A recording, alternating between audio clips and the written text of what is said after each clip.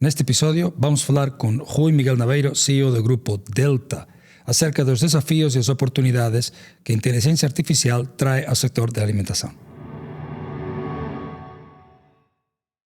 Olá, Rui, bem-vindo. Tudo bem? Nada, muito obrigado. Muito obrigado pela presença. Rui, nós vamos a começar com uma pergunta disruptiva. O que acredita que vai ser o movimento de disrupção na indústria no 2024? Na minha indústria, no geral? Indústria, claro. Bom, este é um ano muito desafiante. Nós vivemos um período em que, de facto, a disrupção é quase diária que vamos ter. Não é uma constante. Sim. Não sabemos, se calhar se dissessem que há 5 anos atrás ia haver disrupções vindas da geopolítica ou guerras ou disrupções vindas do tema da saúde, eu diria que isso era impossível. Não é? E de facto vimos tendo disrupções na saúde, depois disrupções geopolíticas e nos últimos anos também a disrupção da inteligência artificial. Portanto, no nosso setor, aquilo que tem também acontecido é que tem havido muita disrupção. Nós hoje vivemos aquilo que é, por exemplo, no café, o third wave of coffee, que é pequenas produções de proximidade. Ou seja, as pessoas gostam do café torrado quase à esquina de casa e não numa indústria grande que vem lá de longe. E por isso mesmo vamos vendo muita disrupção também do ponto de vista do e-commerce, que também no setor alimentar vai tendo um peso muito relevante. Enfim, acredito que há aqui muita coisa que está a acontecer, muitas frentes, que hoje de facto, para quem gera uma empresa tem que estar atento a muita frente que impacta no dia-a-dia no negócio. Os consumidores também estão a mudar. Claro, os consumidores obviamente com isto tudo, e por isso no fundo isto acontece que eu disse, porque os consumidores de facto os seus hábitos também mudam, as suas necessidades, as suas disponibilidades económicas também, não é? Claro. Porque taxas de juros a subir e inflação altíssima impacta no poder de compra do consumidor. Exatamente. Que impacta muito no nosso negócio, que é um negócio alimentar. Segundo um estudo da McKinsey, a alimentação e retalho, as duas, é uma das indústrias com mais potencial para a implementação de inteligência artificial. Não? Eu gostava de partilhar uma visão de como é o mundo de retalho, de alimentação, com inteligência artificial. Que os clientes podem esperar? Pois, a resposta é não sei, porque eu acho que isto é tudo muito novo, mas a verdade é que empresas como a nossa cada vez mais querem conhecer o consumidor. Nós temos, sobretudo o nosso negócio é um B2B, mas é um B2B2C, porque nós temos marcas, temos que conhecer o consumidor. E, portanto, as marcas cada vez mais querem colocar o produto na prateleira, mas querem um bocadinho mais. Queremos conhecer quem é que depois vai à prateleira buscar o nosso produto. Eu acho que estou certo que todas as análises que nós vamos no dia-a-dia fazendo, a inteligência artificial vai nos ajudar muito a cruzar dados, a percebermos que o consumidor que compra cápsulas Delta Q cálidos também gosta de comprar, o café solúvel especial que nós temos. E, portanto, como é que nós podemos cada vez cruzar melhor as promoções, direcionar cada vez melhor as promoções, porque os targets cada vez são maiores. Hoje em dia, do ponto de vista de segmentação, já ninguém segmenta com classe A, B, 20 anos, 35 anos. Hoje cada vez mais precisamos de direcionar aquilo que são as nossas ofertas à diversidade de targets que temos e que gostam de todo o género. Portanto, acredito que a inteligência artificial vai acelerar seguramente esta capacidade que as empresas têm de cruzar os seus dados para oferecer, de facto, produtos e promoções e colocar o produto no sítio certo, à hora certa, inclusivamente, não é? O consumo de café acontece entre 80% entre as 9 da manhã e o meio-dia. Portanto, conseguimos perceber fluxos de consumo para ter ofertas e cruzar ofertas. Eu acho que, de facto, é uma infinitude de oportunidades que aqui estão. Temos é que ser capazes de perceber como é que as vamos endereçar. Não é? E um fator interessante, falávamos de disrupção, de geopolítica, etc. Um fator interessante de como antecipar estas disrupções em cadenas de suministro, falávamos antes. É verdade. Distribuição, logística. É verdade, hoje eu acho que vivemos num mundo em que cada vez estudamos mais os riscos.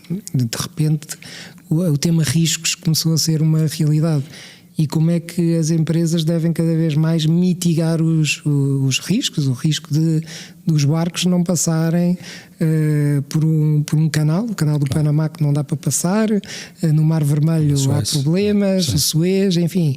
Como é que tudo isso é possível ser mitigado? E vivemos num mundo em que falamos de riscos e como mitigar cada vez mais os riscos. E isso é um desafio enorme à gestão, cada vez mais que nós vamos tendo, e que as empresas que têm produtos alimentares, que precisam do sourcing, que viram cadeias ser abastecidas, e não só alimentares, na tecnologia vimos os chips desaparecerem de um momento para o outro, não é? Exatamente. E como é que se processa dados se não houver chips?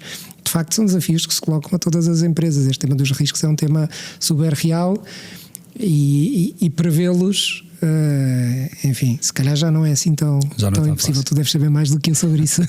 Eu é que devia estar a fazer estas perguntas. Estamos a tentar. E hoje falávamos nós acreditamos a Microsoft do conceito de copiloto, não é? De uma tecnologia que não é um piloto, que é um copiloto que está a ajudar aos colaboradores a fazer mais, a ser mais eficientes, a humanizar. E agora, imagino que Delta tem um espectro de colaboradores muito diferentes em todos os pontos.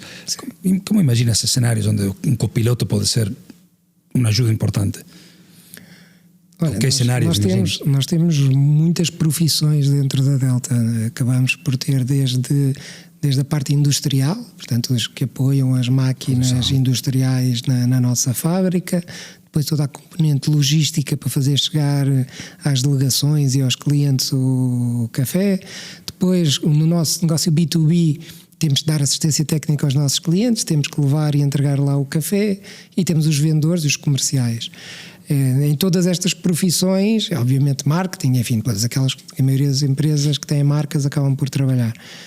Eu diria que um Copilot, por exemplo, num vendedor, aquilo que é o meu sonho de vendedor é alguém que o máximo de tempo que passa com o cliente é estabelecer uma relação emocional com o cliente. No nosso negócio sempre foi muito importante. O meu avô sempre vendeu o lema de em cada cliente um amigo.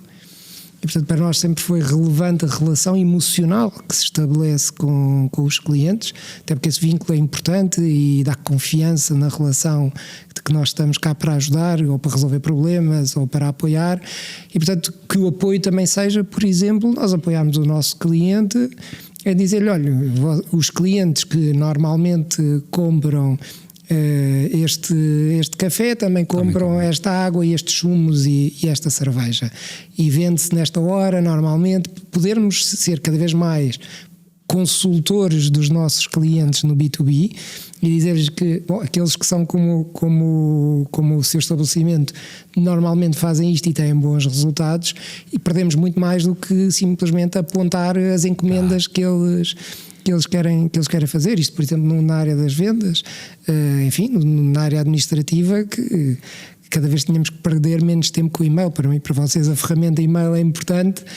Para nós, não vou dizer que é uma perda de tempo, mas conseguimos minimizar. Eu, por exemplo, se conseguir minimizar o tempo que passo ao e-mail, acho que é uma coisa muito, muito positiva.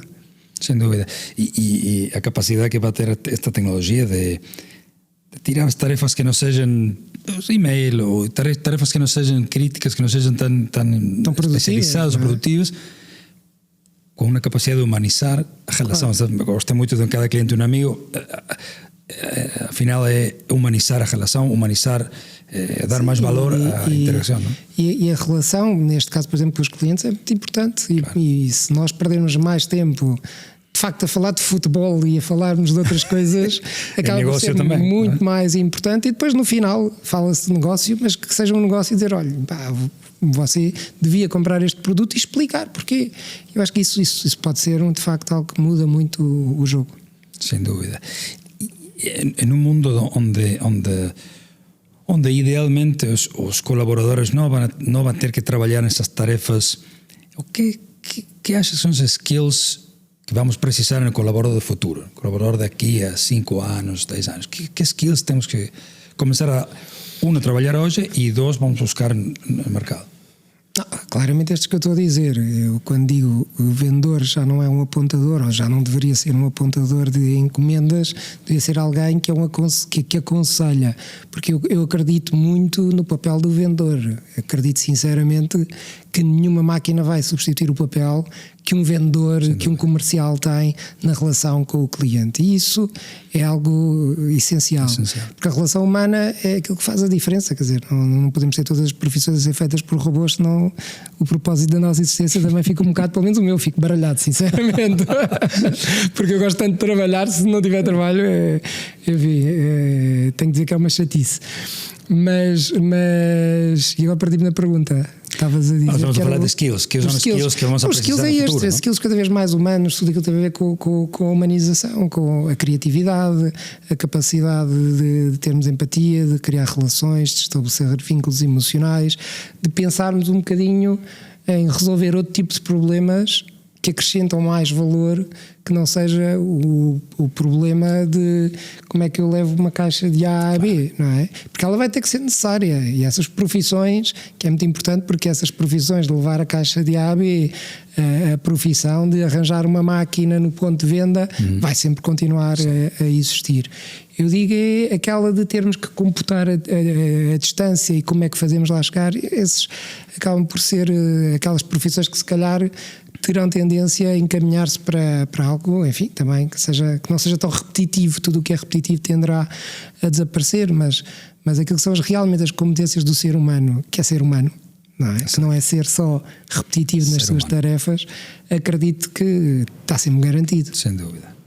E a capacidade de inteligência artificial generativa de poder simplificar esse tipo de tarefas e simplificar o que nós esperamos da tecnologia vai ser, acho que, muito, muito importante para os colaboradores, os clientes. Ainda estamos todos a descobrir muito o que é que vai acontecer, até vocês, não é? Sim, todos estamos no mesmo. Rui, uma empresa como Delta que tem sostenibilidade e um desenvolvimento responsável, na disrupção como a inteligência artificial é um factor a ter em conta. Que a visão que estamos a desenvolver até agora, uma visão draft do impacto desta tecnologia na sostenibilidade, no desenvolvimento sustentável das pessoas, etc., das economias? Eu acredito que é grande, porque a inteligência artificial vai nos ajudar a resolver muitos problemas neste sentido, vai nos ajudar a sermos mais eficientes. É isso que eu acredito que ela pode de facto trazer. Tudo o que é eficiência, menos gastos, maiores otimizações, e às vezes de facto nós temos, todas as empresas têm um conjunto de informação, de dados que é infindável, e termos de facto a capacidade de processar os dados e conseguir dar-nos resultados que se calhar alguns deles nós levaríamos muito tempo a lá chegar, acaba por nos tornar mais eficientes. E a eficiência de facto é um dos pontos da sustentabilidade, é sermos capazes de ser, e a sustentabilidade é uma sustentabilidade económica, uma sustentabilidade ambiental, a sustentabilidade do ponto de vista de responsabilidade social. Tudo isso poderá de facto ser altamente impactado, não é? Não conseguimos ainda hoje dimensionar quanto, mas acredito que muitos dos desafios que temos pela frente, do ponto de vista ambiental, poderemos vir a ganhar muito com o conhecimento que aqui vamos obter. Eu acho que como factor, como novo, se quiser, recurso natural, a inteligência artificial aumentar a produtividade geral da indústria, um país como, se quiser, como Portugal, acho que para a nossa economia é fundamental apostar num recurso como este. Sem dúvida. Podemos tirar muito proveito. Na verdade, ainda estamos todos a descobrir muito aquilo que podemos aqui fazer. Mas como estamos curiosos, que faz parte daquilo que é uma característica humana, é outra característica humana importante. É claramente muita vontade de percebermos em que é que nos pode ajudar. E de facto sim, na produtividade o impacto aparenta ser muito grande. É o que eu digo, se temos uma máquina que rapidamente nos computa os dados e nos faz projeções sozinha, sem eu ter que estar a fazer cálculos, não é? Portanto, de repente tenho uma máquina que aquilo que eu fazia na spreadsheet, vocês têm que se preocupar com o Excel, não é? Porque na verdade pode vir a estar em risco, não é? E isso enfim, é incrível, não é? Nova Delta é uma das mais, ou a mais inovadora, dizes, companhia aqui em Portugal, com mais patentes, etc. Gostava de ter a tua impressão de cultura de inovação. Como consegues ter uma cultura de inovação dessa magnitude numa empresa maior? Como trabalho? Dizes bem, porque é mesmo cultura. Nós conseguimos criar dentro da Delta uma cultura, e a cultura é a inovação, é algo que todos realmente podem fazer. Aquilo que muitas vezes nas empresas dizemos que queremos pôr toda a gente a inovar, eu acredito que conseguimos fazê-lo. Temos um modelo de inovação muito, muito interessante que envolve toda a gente dentro da Delta. O nosso modelo é mais ou menos dividido em 2 épocas no ano. A primeira, em que nós chamamos-lhe o Mind. O Mind que é basicamente o quê? É uma plataforma online de ideias, como qualquer outra, mas nós chegamos à conclusão, lá está, que não basta ter uma plataforma online. Então fazemos vários eventos ao longo do ano offline, em que trazemos em grupos gente de setores muito diferentes, que pode ser a senhora da limpeza, uma pessoa da fábrica, um comercial, enfim, de todas as áreas. Portanto, vamos selecionando as pessoas que queremos trazer para que toda a gente possa participar nestes eventos, e temos um desafio, sei lá, alimentação saudável, e vamos falar alimentação saudável, trazemos um speaker inspiracional que fale sobre aquele tema e depois debatemos aquele tema. E o que é que gera? Ideias que são colocadas na plataforma, que vai ser combustível para a partir daí online trabalharmos naquele tema durante 1 mês ou 2. E portanto depois vamos fechando etapas, e depois temos uma segunda fase que é o Mind Lab, onde as melhores ideias que foram colocadas durante esse período na plataforma vão incubar como se fosse uma startup. Têm que pensar o business model como se fossem um negócio completamente novo. E juntamos por equipas, também multidisciplinares, que vão defender aquela ideia num pitch. Um Shark Tank. De um Shark Tank, puramente, em que toda a organização está a ver aquele Shark Tank, com um júri convidado, não é ninguém da empresa, são tudo empresários conhecidos, que vamos convidando para também participarem neste momento. E esse momento é um momento espetacular, é um momento de formação para as pessoas, de crescimento, de exposição, porque vão-se expor à empresa toda, por estar a ser transmitido em live streaming para toda a organização, em que estão aquelas ideias que podem vir a ser os produtos do futuro da empresa. E daqui vamos criando e lançando produtos. Portanto, este ano também vamos lançar um conjunto de produtos que vêm deste Mind Lab, que é a nossa incubadora, mas onde toda a gente realmente acaba por participar e trazer ideias de melhoria para a empresa. Numa indústria que pode pensar que quem não tem muito para inovar. Sim, e acaba por ter muito. Foi ano passado. Não saiu deste movimento, mas saiu desta cultura. Portanto, um dos nossos engenheiros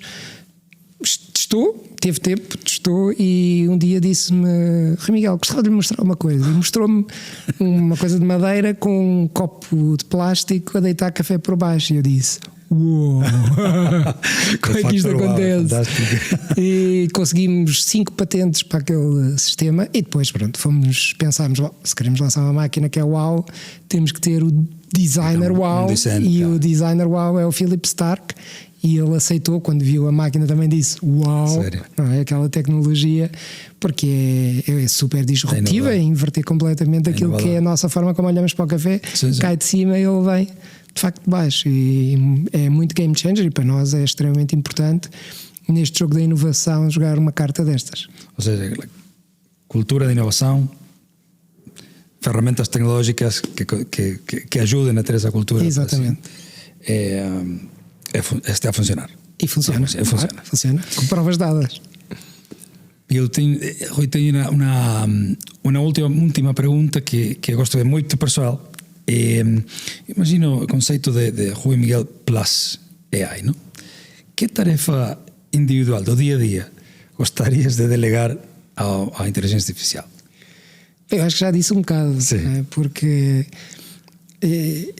eu passo o meu dia todo praticamente em várias reuniões, em pontos de situação com a minha equipa, gosto muito de estar próximo de todos, e é isso que eu gosto de fazer. Não é?